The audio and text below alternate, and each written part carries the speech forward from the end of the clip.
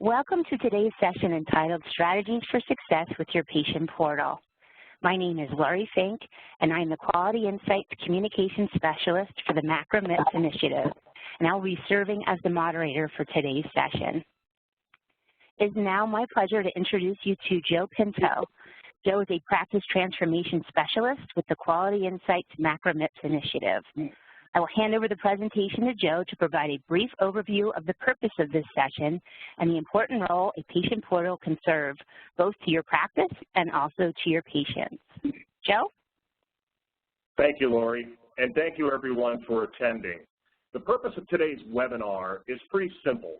Through working with many practices, we hear from some who have implemented portals both successfully as well as stories of practices struggling with portal adoption. We thought that by having some office managers and patients share their stories that it would be helpful, those that walk the walk and talk the talk. Now, as you know, portal features can vary. You should ask what features your vendor offers and decide if you want them all turned on or just some of the features activated. For example, some practices don't want appointment scheduling turned on for patients. They just want the ability for patients to request an appointment. Under the 2017 MIPS requirements, Advancing Care Information, also known as ACI, is the new name for meaningful use. 4 of those measures involve using the patient portal. Option number 1, provide patient access, is a required base score item. And then the additional optional picks are patient education, secure messaging, and view, download, transmit. The more options that you select, the higher your scores will be. A new category, improvement activities, has 94 selections with several related to patient portals. They include engagement of patients through implementation of improvements in patient portal, and engage patients and families to guide improvement in the system of care. Now let's hear some stories from practice managers and patients on how using the patient portal can benefit both the practice and the patients. Lori? Thanks, Joe. We will now hear from 5 practices across our 5-state QIN network that will share their stories about how they implemented their patient portals. They will talk about some of the challenges they faced, some of the successes they have achieved, and will also offer some valuable tips and lessons learned along the way.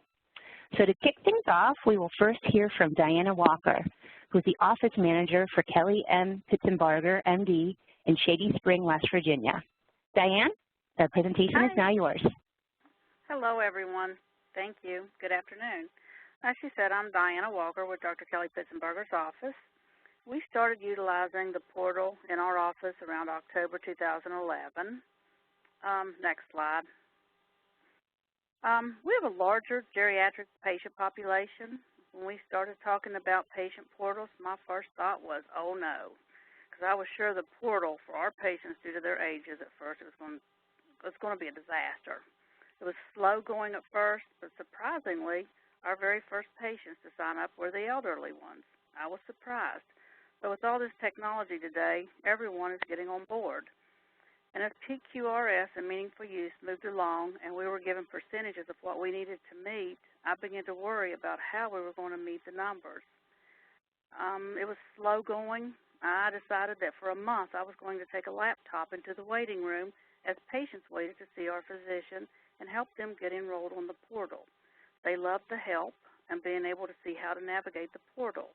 I met more than expected that year. Now I have patients calling me if they're having trouble enrolling. We also pass out a step-by-step instruction form for signing up. I should have done that when we first started with the portal, and I would advise that for anyone starting with the portal to do the step-by-step.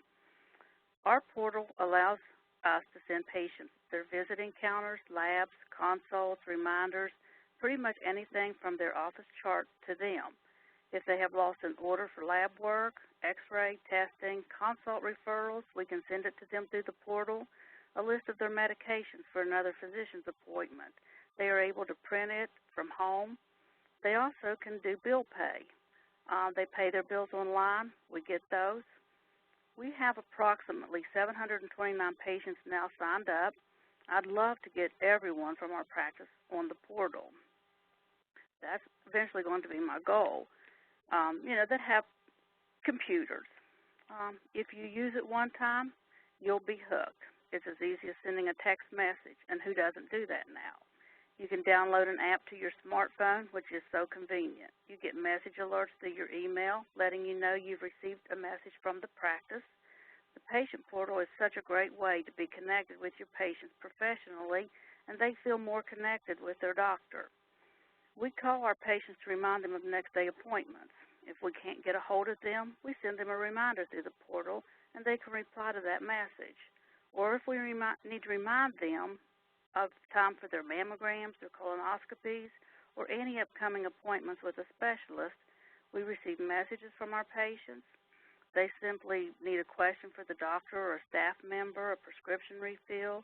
They send a message. It appears on the screen of our computer for that staff member that they've selected to send it to.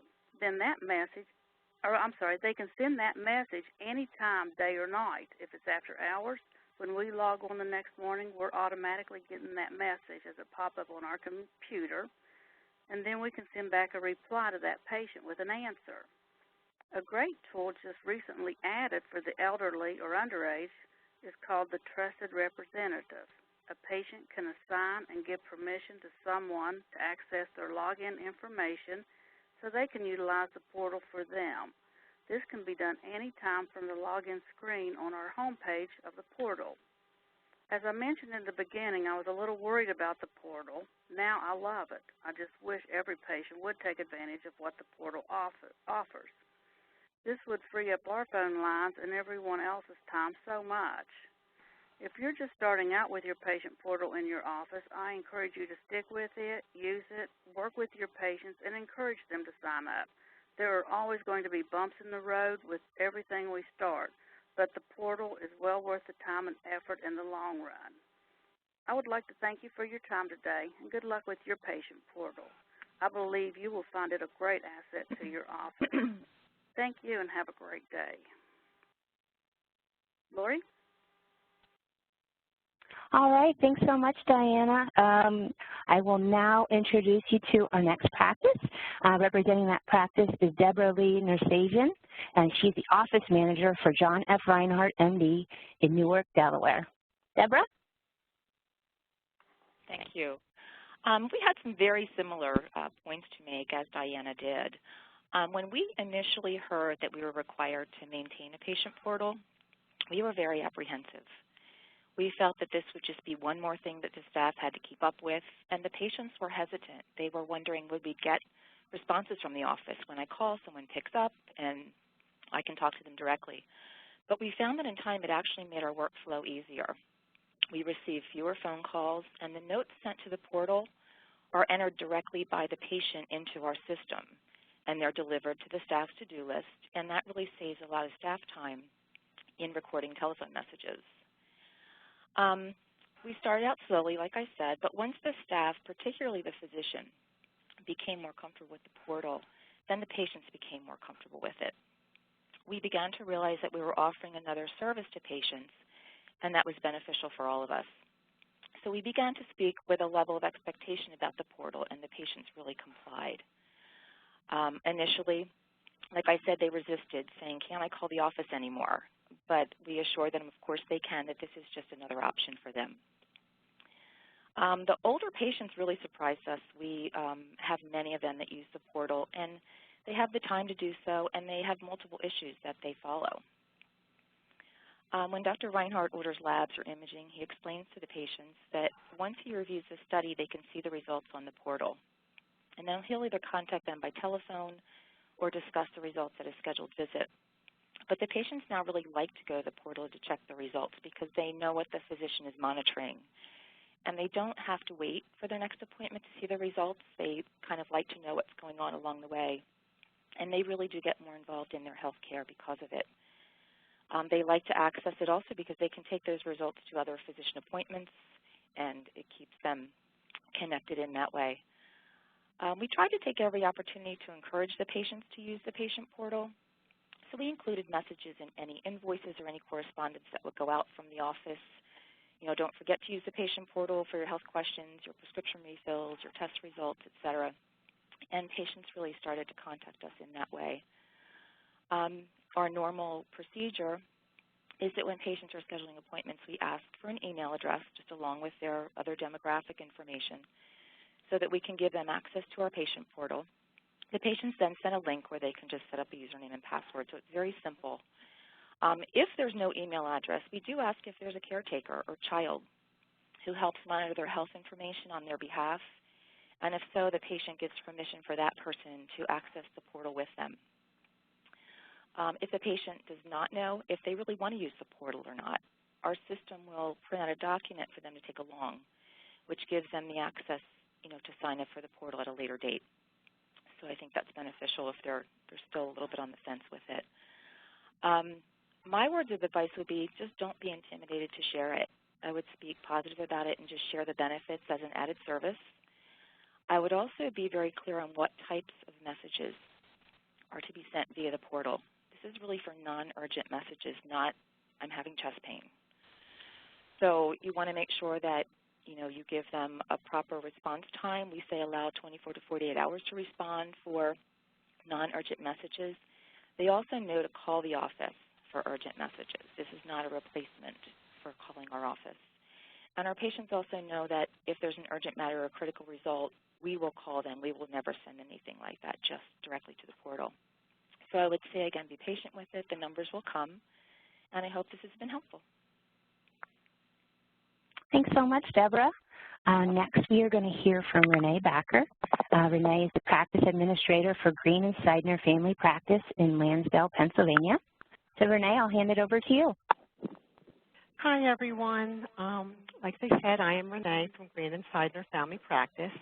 We started using the patient portal back in June of 2013. Having 8 providers and having a patient population of greater than 30,000, I am pleased to say that 63% of them are active on the portal today. The first thing that I would like to say, and not trying to repeat other things that Diana and Deborah have mentioned, I feel it is really important to educate the entire staff on the patient portal. Our workflow upon check-in is the front desk staff enables the patients on the portal and provides them with the detailed printed instructions on how to use the portal, provides them with their user ID and temporary password. As a very important note, I would suggest telling the patients to save the login URL link on their desktop or as a favorite, because a lot of times what happens is they'll do the initial login and then they're like, how do I get back there? Another thing that we do on our website, we do have a link to our patient portal that if they click here, they will be taken directly to the patient portal. So that is also another suggestion. We also have a super user within the practice to handle any issues that the patients may encounter and also just to answer any questions that they may have. It would also be a great idea if the super user created a test patient for themselves to utilize, to play around with the portal, to use as a reference for themselves and any upgrades that may come along within your own EMR system so that you have something that, so if patients have questions, a lot of times what we will do is actually go onto the test portal ourselves as we're speaking to the patient on the phone and kind of work through things with them. Another thing that has allowed us with the meaningful use is 95% of our patient education is distributed through the portal amongst having the correspondence with the providers and other staff members. It really has been very useful, and our patients, for the most part, we even get messages through the portal just saying, I love this portal, not having to deal with being on hold at the front desk or trying to call. We do also have the patient reminders through our EMR that automatically get generated and kicked out to the patients. It does allow them to go on and cancel or request to reschedule. We personally do not allow them to schedule on the portal, but they can make that request. We also, I would reiterate the urgency of telling them not to send any sick comments, concerns, or urgent matters. It does state on our portal, it is in big, bright red, do not send any those type of messages. The patients still do it, so it would be important to reiterate that back to the patients on a consistent manner, just if they start to do that. I really, really like it, and our staff likes it, and like I said, for the most part, our patients really are enjoying. I find a great value with it, and that's all I can say. Thank you. All right. Well, thanks so much, Renee. We're going to now hand things over to Lisa Sagwitz, who is also a practice transformation specialist with the Quality Insights MACRA MIPS initiative. Lisa will be sharing the patient portal stories for Delaware Family Care, which is located in Wilmington, Delaware, and also Warren Medical Practice from Warren, PA. So Lisa, I'll hand things over to you. Thanks, Lori. Diane Freeberry was unable to be with us today to record, so I'll just be reiterating some of the points that she shared with us. Delaware Family Care is family practice with 2 physicians and 1 nurse practitioner. They use Allscripts Follow My Health for their patient portal, and this practice had a unique situation. They started their patient portal back in 2012, then in 2014 had a change due to what the vendor was offering. Next slide, please. So they faced the challenge of having to convert to a new portal, which meant the patients all had to re-sign the patient portal agreements, patients had to re-enroll, and they needed to get their numbers up to meet meaningful use. The turning point that Diane shared with me that I thought was so important is on a Monday morning about 1.5 years ago, the phones were light, and they had received about 30 patient portal messages over the weekend. So that was their aha moment when they realized the reduced call volume was due to the patient portal, and it showed how much time the portal saved the staff. Next. Diane feels that the patient portal reduces the call volume by 6 to 10 calls per day. The top uses are requests for refills for prescriptions, appointment requests, and general questions. They also like the ability to tell patients to print their lab slip in case the lab slip is lost. In Diane's words of advice, start small with enrollment, get a group of employees and their family members or friends. This allows you to know what the user will experience and see, and also to give incentives. Enrollees were given or entered into weekly drawings to win a $25 Wawa gift card for the first 3 months. I also like that Diane shared a patient portal is a forced benefit to an EHR, and she said, we are a small practice not affiliated with a hospital. If we can do this, you can do this. So thank you, Diane, for sharing this information. Next, we'll move on to Warren Medical Practice, and Rebecca Dace also was unable to join us for the recording. The practice is in Warren, Pennsylvania, and it's a 21-provider multi-specialty group. They are on Allscripts Follow My Health for their patient portal and just implemented it in September of 2016. Next. So they're new to all this patient portal. How did they do it? They hosted lunch and learn sessions with the staff to explain the new workflow, walk the staff through the portal, and details on how to invite patients to enroll to access the portal, and also how to re-invite them.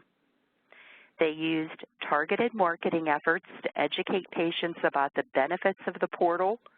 The message was, this is what the portal can do for you. There were email blasts, signs posted in the waiting rooms, on exam room doors, and registration desks. The nurses talked to the patients about the patient portal as they would walk them back to the exam room. And benefits include there's no need to make phone calls and be placed on hold to schedule an appointment or request a prescription refill. Next. Rebecca mentioned there was initial concern that older patients would not like or use the portal, but soon realized that this group is more interested and has more time to dedicate looking at their patient records. What they quickly learned, geriatric patients have more buy-in than we initially gave them credit for. So thank you, Rebecca, for sharing this information. All right, well, thanks, Lisa. Next, we're going to hear from Kathy Wild, who is the Network Task Lead for the MACRA MIPS initiative with Quality Insights. Kathy will be introducing you to a few Medicare beneficiaries who have offered to share their perspectives and experiences with using patient portals. Kathy? Thank you, Lori. Today, we are fortunate to have 3 Medicare beneficiaries who will share their experience of using the patient portal with us. First, I would like to introduce Mr. John Turner, who lives in Wilmington, Delaware. John, I understand that a few of your physicians have a patient portal. Without identifying physician names, can you please tell us what provider types they are? Yes, I use my PCP and the cardiologist and urologist portals. And actually, I think as far as the older patients like myself, the geriatric types, if you want to call us that, we have more medical and more physicians, so maybe that's why we use it. That's true. That's a very good point. I assume that the 3 portals that you use, the physicians probably don't use the same electronic health records, so the portals are probably different. Is there one portal that you particularly feel is more user-friendly than the others? And if so, what are some of the features of that portal that you like? Yes, I like the PCP's portal the most, and it's partly because it's more straightforward. It's easier to find things than some of the others, but also it's how it's used, I think, is equally as important as what the functionality is.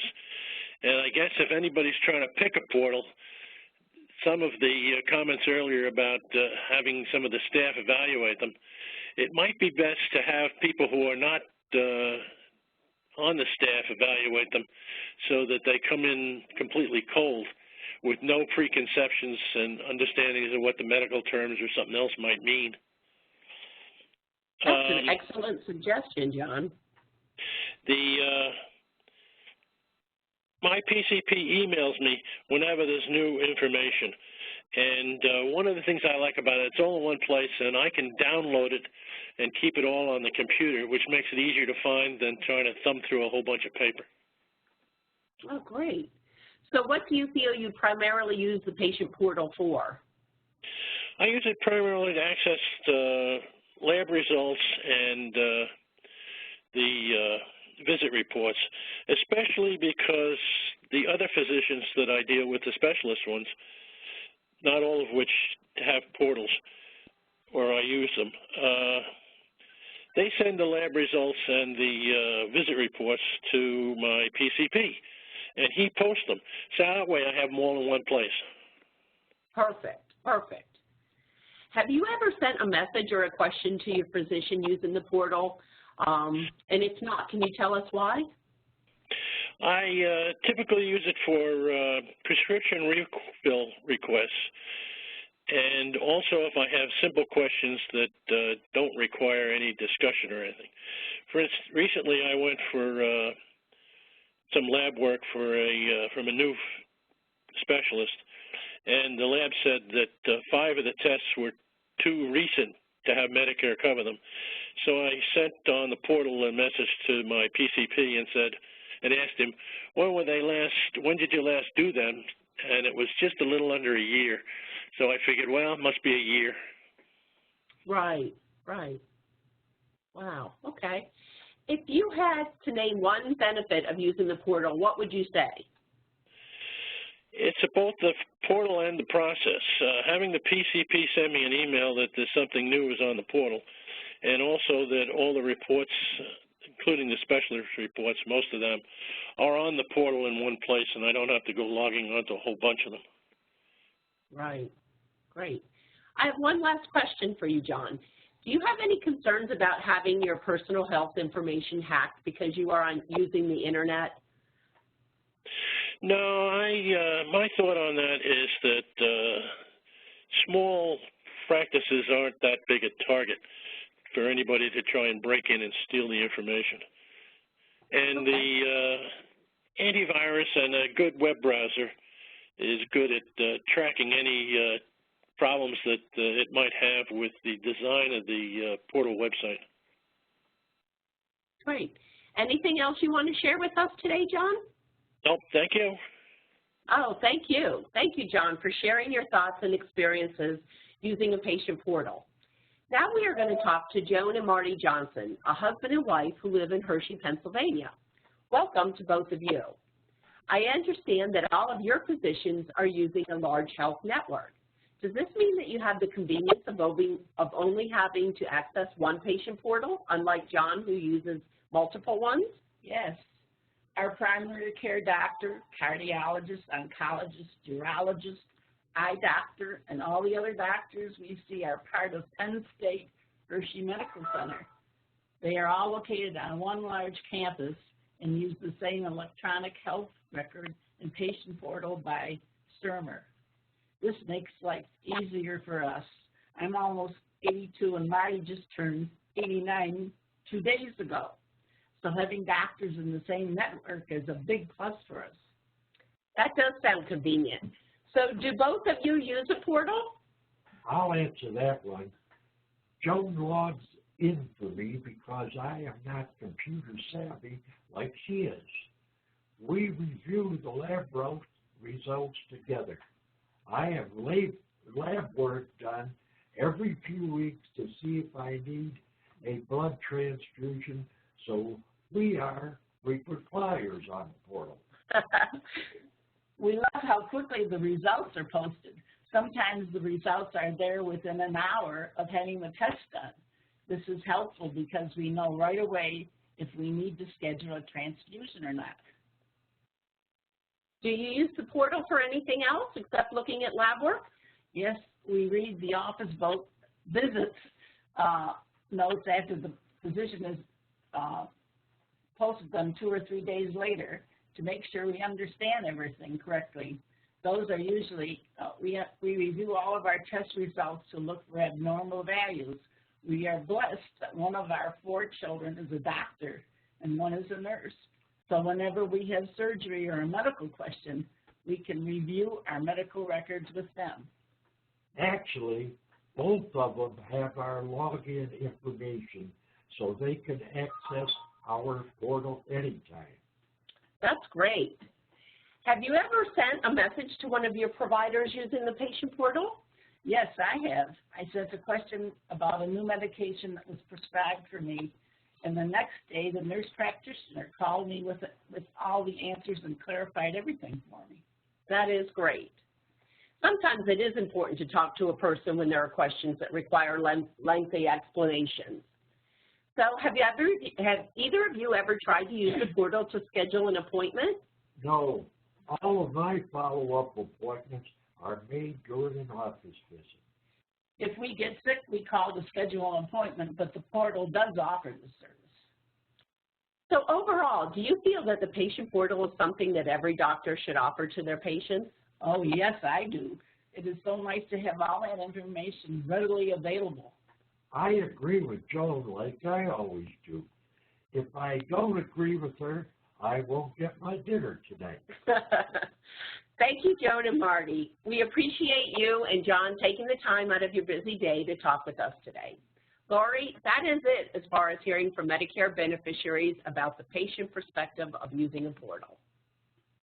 All right, well, thanks, Kathy. And yes, thanks, Joan, Marty, and John for sharing your experiences with us.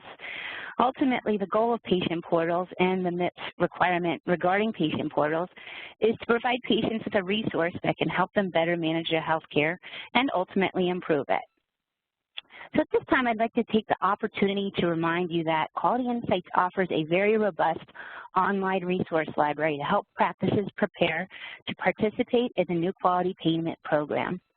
To access these resources, visit the Quality Insights website at www.qualityinsights-QIN.org. Click on the Resources tab at the top of your screen, and then use the filters to refine your search. So for the material type filter, you would select Provider Tools. For category, you would select MACRA MIPS. Now there is another filter for state, but there's not really a need to search by state, as the majority of our resources are applicable to all 5 states within our QIN. And those states include Delaware, Louisiana, New Jersey, Pennsylvania, and West Virginia. We also invite you to check out our other patient portal webinar that we held on January 27th in 2015. You can find it in the Events tab in the Archives section on the Quality Insights website. Now, there are measures in both the Advancing Care Information and Improvement Activity categories under MIPS that involve using a patient portal. It is advantageous to encourage as many patients as you can to use your portal because it will impact your Medicare reimbursement, since MIPS is based on performance. If you have any questions about the measures or anything regarding the quality payment program, we encourage you to reach out to the Quality Insights contact in your state for assistance. The contact information for the MACRA MIPS coordinator for each state are listed right here on the screen. So as we close out of today's session, I would like to take a moment to thank all of the wonderful practices that shared their patient portal journeys and successes today, as well as those Medicare beneficiaries who joined us to share their experiences with portals from the patient perspective. Learning from each other's challenges and triumphs will go a long way to making this technology a valuable resource for all practices and patients alike. Thanks so much for taking time out of your busy schedules to watch this educational session. We hope you found it to be of value to your efforts regarding patient portals. With that, I'd like to wish you a great rest of the day, and thanks so much for joining us. This session has now concluded.